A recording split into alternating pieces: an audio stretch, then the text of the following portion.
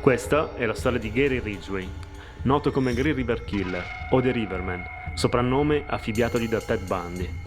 Gary nasce a Salt Lake City nel 1949 ed è stato condannato al carcere a vita per aver ucciso 48 persone in meno di 20 anni. Ma lui, nel 2013, ne dichiarò più di 80. I genitori avrebbero contribuito a creare il forte disturbo di personalità del figlio. La madre era una donna molto dura e dominante e, a dire di Ridgway, sessualmente provocante. Il padre era un assiduo frequentatore di prostitute. Le fantasie del killer sembrano avere inizio un giorno quando il padre, che lavorava in un obitorio, raccontò di aver visto un collega avere rapporti sessuali con un cadavere. Infatti disse che fin dall'adolescenza ebbe fantasie di questo tipo proprio dopo il racconto del padre. Da bambino e anche successivamente faceva spesso la pipì nel letto. La madre, quando scopriva la cosa, lo sgridava e andava subito a lavarlo.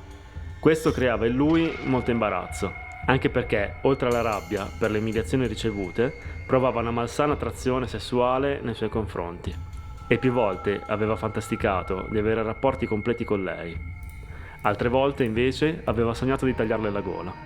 Gli piaceva torturare gli animali, sparava agli uccellini e una volta rinchiuse un gatto dentro una cella frigorifera e lo lasciò morire. Anche questo aspetto fa parte della triade di McDonald: piromania, violenza sugli animali e fare pipì a letto, che afferma che la maggior parte dei serial killer presentano questi tre campanelli d'allarme nell'infanzia. A 16 anni accoltellò un bambino di 6 e lo nascose nel bosco. Mentre si allontanava, il bambino, che fortunatamente non era morto, lo sentì dire che avrebbe sempre voluto sapere come ci si sentiva uccidendo qualcuno. Poi a 20 anni si sposò con un ex compagno di scuola, ma si divisero solo dopo un anno, a causa dell'infedeltà. Ciò alimentò ancora di più la sua rabbia verso le donne. La moglie raccontò che in diverse occasioni l'aveva portata in un bosco per avere con lei rapporti sessuali e che aveva provato a strangolarla. Poi partì per il Vietnam e frequentò spesso le prostitute, contraendo anche malattie venere, che gli fecero sviluppare un odio ancora più forte verso quella particolare tipologia di donne. Tutte le sue vittime, infatti, tranne una, erano prostitute. La più giovane aveva 15 anni. Le caricava in auto e, arrivati in una zona appartata, consumava con loro il rapporto sessuale e poi le strangolava. Dopo il delitto tagliava le unghie alle vittime per evitare che gli rimanesse del DNA e successivamente violentava il cadavere. Poi nascondeva il corpo nei boschi o nel fiume e tornava dopo del tempo, per avere ancora rapporti con i poveri resti. Uccise soprattutto tra il 1982 e il 1984. Poi rallentò molto per paura di essere arrestato. La prima scoperta, che collegò l'uccisione di un serial killer, venne fatta nell'agosto del 1982, da un uomo che stava attraversando in barca il Green River. Vide un cadavere incagliato sulla sponda. Poco più avanti ce n'era un altro, tenuto sott'acqua con dei sassi.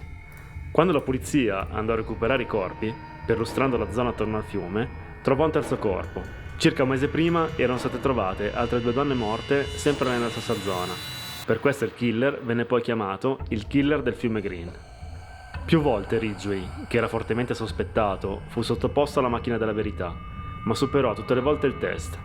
Solo nel 2001 venne riaperto il caso per le nuove conoscenze scientifiche che permettevano di estrarre il DNA in modo più preciso. Così scoprirono finalmente che il DNA trovato all'interno di una delle vittime era proprio di Ridgway. Nel 2002 confessò di essere il killer del Green River e con il suo aiuto vennero ritrovati altri corpi. Fu condannato a 480 anni di carcere, senza possibilità di uscire in alcun modo. L'unico episodio in cui il killer ebbe un cedimento emotivo fu quando il padre di una delle vittime si rivolse a lui chiamandolo signor Ridgway e lo perdonò.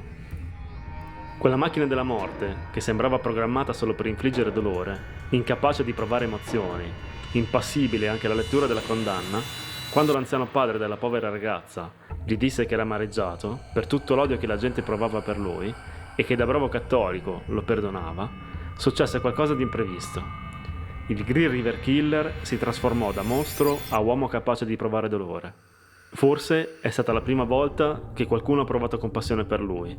Forse, se da bambino anche i suoi genitori lo avessero fatto, se avesse avuto una buona educazione, buoni amici, insomma, se avesse imboccato la via del bene, anziché quella del male, e di tutte le brutture che lo riguardano, forse non sarebbe diventato ciò che è diventato. Sappiamo bene che violenza genera violenza, e quella psicologica è molto peggio di quella fisica.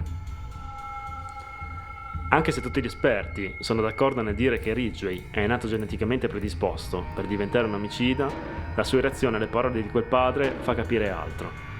Non voglio certo giustificare in alcun modo le azioni orribili commesse da quell'uomo, ma credo anche che dentro ognuno di noi ci sia sempre qualcosa di buono, anche nelle persone apparentemente mostruose, e che l'esperienza dell'infanzia, il rapporto con i genitori, con le altre persone e con l'ambiente influiscano notevolmente sulla crescita di un individuo. Se vi è piaciuta questa storia e ne vorreste delle altre, iscrivetevi al canale cliccando sulla campanella per non perdervi le prossime uscite. Io vi saluto e vi ringrazio per averci seguito.